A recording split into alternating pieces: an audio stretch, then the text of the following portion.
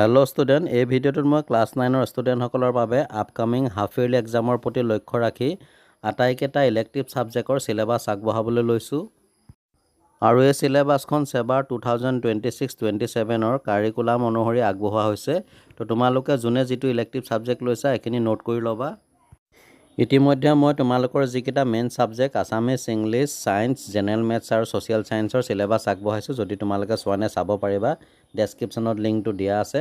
তো আহা তেতিয়াহ'লে এই ভিডিঅ'টোত আমি ইলেক্টিভ ছাবজেক্টসমূহৰ চিলেবাছৰ বিষয়ে ডিছকাছ কৰোঁ। তো প্ৰথমতে আহা আমাৰ ৰাষ্ট্ৰীয় ভাষা হিন্দী ইলেক্টিভ ছাবজেক্টটোলৈ।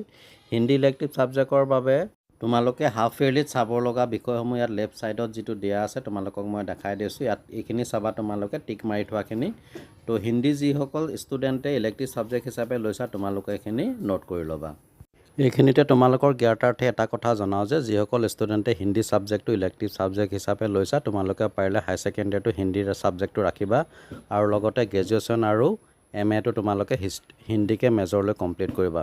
কাৰণ অসমৰ বিভিন্ন বিদ্যালয়ত হিন্দীৰ প'ষ্ট ওলায়, কিন্তু দেখা যায় যে UP বিহাৰৰ পৰা আহি আমাৰ ইয়াত হিন্দী টিচাৰ কৰি আছে, কাৰণ আমাৰ অসমত হিন্দী প'ষ্টৰ বাবে কোৱালিফাইড মানুহ নাই। বাৰু যিয়ে নহওক, নেক্সট আহোঁ এটা অতিকৈ ইম্পৰ্টেণ্ট ছাবজেক্ট, সেইটো হৈছে এডভান্স মেথছ। যিসকল ষ্টুডেণ্টে মেট্ৰিক পাছ কৰি হায়াৰ ছেকেণ্ডেৰীত ছায়েন্স ষ্ট্ৰীমটোত পঢ়িবা তেওঁলোকৰ বাবে এডভান্স মেথছ ছাবজেক্টটো যথেষ্ট গুৰুত্বপূৰ্ণ হয়।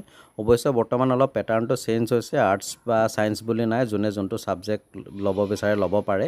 এনিৱে, এডভান্স মেথছৰ পৰা তোমালোকে হাফ ইয়াৰলি এক্সামৰ বাবে প্ৰথম 5টা চেপ্টাৰ চাব লাগিব। 1 নম্বৰত আছে number with different basis, number 2 sets, number 3 দিছে ৰেচিঅ' এণ্ড প্ৰপৰ্চন, নাম্বাৰ 4ত আছে ইণ্ডিচেছ এণ্ড লগাৰিথম, আৰু নাম্বাৰ 5ত আছে স্পেচিয়েল প্ৰডাক্টছ এণ্ড ফেক্টৰাইজেশ্যন। তো এই 5টা চেপ্টাৰৰ পৰা তোমালোকৰ 90 মাৰ্ক আহিব আৰু 10 মাৰ্ক প্ৰেক্টিকেল থাকিব, টোটেল মাৰ্ক হ'ব 100।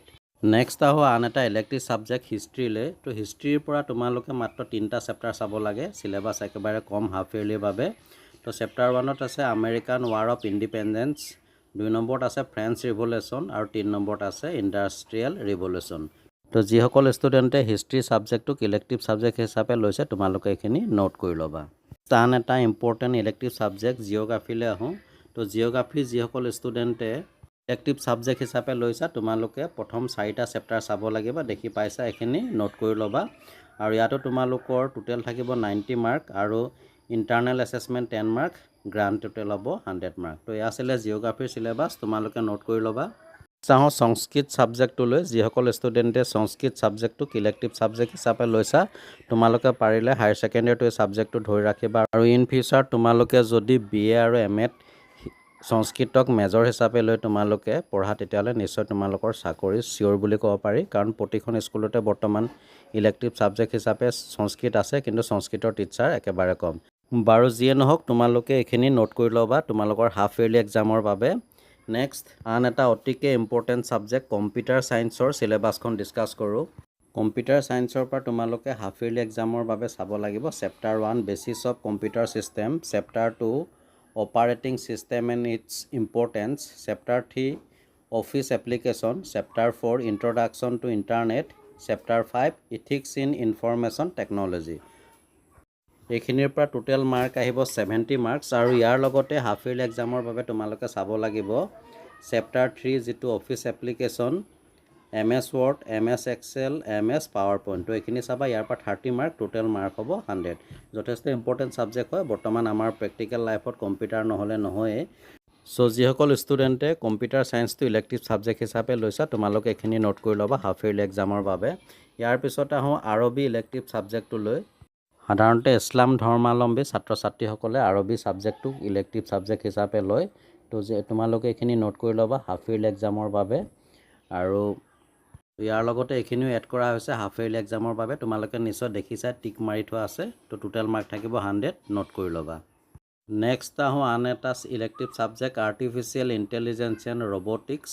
তো এই ইলেক্টিভ ছাবজেক্টটো যিসকলে লৈছা তোমালোকে এইখিনি নোট কৰি ল'বা হাফ ইয়াৰলি এক্সামৰ বাবে। তাৰপিছতে নেক্সট এইটো হৈছে ৰিটেইল ইলেক্টিভ ছাবজেক্টটোৰ চিলেবাছ হাফ ইয়াৰলি এক্সামৰ বাবে। আজিকালি বহুতো ষ্টুডেণ্টে ছাবজেক্টটো ইলেক্টিভ ছাবজেক্ট হিচাপে লৈছে আৰু তেওঁলোকে কমেণ্ট কৰি থাকে যে ৰিটেইলৰ চিলেবাছ দিয়ক। তো তোমালোকে এইখিনি নোট কৰি ল'বা।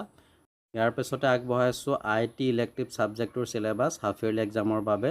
তো যিসকল ষ্টুডেণ্টে IT ছাবজেক্টটো ইলেক্টিভ ছাবজেক্ট হিচাপে লৈছা তোমালোকে নোট কৰি ল'বা দেখা যায় আজিকালি বহুতো ষ্টুডেণ্টে হিন্দী বা এডভান্স মেথছৰ পৰিৱৰ্তে এই ছাবজেক্টসমূহ ইলেক্টিভ ছাবজেক্ট হিচাপে বাছনি কৰিছে আৰু এক্সামত এটা ভাল মাৰ্ক কেৰি কৰিবলৈ সমৰ্থ হৈছে এনিৱে এয়া হৈছে ইলেক্ট্ৰনিক্স এণ্ড হাৰ্ডৱেৰ ইলেক্টিভ ছাবজেক্টৰ চিলেবাছ হাফ ইয়াৰলিৰ বাবে যদি কোনোবা আছা তোমালোকে এইটো নোট কৰি ল'বা নেক্সট এয়া হৈছে টুৰিজম এণ্ড হস্পিটেলিটি ছাবজেক্টটোৰ চিলেবাছ ক্লাছ 9ৰ হাফ ইয়াৰলি এক্সামৰ বাবে তো কোনোবা ষ্টুডেণ্টে যদি চাই আছা এই ছাবজেক্টটো ইলেক্টিভ ছাবজেক্ট হিচাপে লোৱা তোমালোকে এইখিনি হাফ ইয়াৰলি এক্সামৰ বাবে নোট কৰি ল'বা তাৰপিছতে এয়া হৈছে অট'মেটিভ ইঞ্জিনিয়াৰিঙৰ চিলেবাছ হাফ ইয়াৰলি এক্সামৰ বাবে যদি কোনোবা আছা নোট কৰি ল'বা আৰু একেবাৰে শেষত আগবঢ়ালোঁ বিউটি এণ্ড ৱেলফেয়াৰ এই ছাবজেক্টটোৰ চিলেবাছ হাফ ইয়াৰলি এক্সামৰ বাবে সাধাৰণতে ছাত্ৰৰ তুলনাত ছাত্ৰীসকলে এই ছাবজেক্টটো লয় ইলেক্টিভ ছাবজেক্ট হিচাপে কাৰণ তেওঁলোক সৌন্দৰ্যৰ প্ৰতি যথেষ্ট সচেতন